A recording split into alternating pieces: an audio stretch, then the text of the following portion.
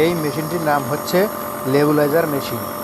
যে বাচ্চাদের বুকে কফ বসে আছে তারা এই গ্যাস ব্যবহার করতে পারে, অনেকটা ভালো ফলাফল এবং রেজাল্ট পাবেন।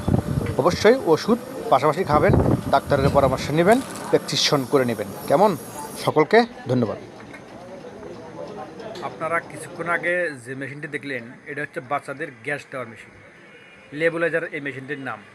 এটা হচ্ছে যে বাচ্চাদের শ্বাসকষ্ট হয়, ঠান্ডা আছে, কফ বুকে বসে গেছে, নিঃশ্বাস নিতে পারছে না, অনেক কষ্ট হচ্ছে, বুক বসে যাচ্ছে, সেই বাচ্চাদের ওষুধের পাশাপাশি এই গ্যাস ব্যবহার করলে অনেকটা উপকার হয়। আপনারা অবশ্যই এই সমস্যাটি ছোট বড় সকলের হইতে পারে। ওষুধের পাশাপাশি অবশ্যই গ্যাস 2 থেকে 3 দিন ব্যবহার করবেন। ব্যবহার করলে তাহলে আপনাদের ভালো ফলাফল পাবেন। কেমন? ধন্যবাদ। চ্যানেলটি অবশ্যই সাবস্ক্রাইব করবেন। ধন্যবাদ।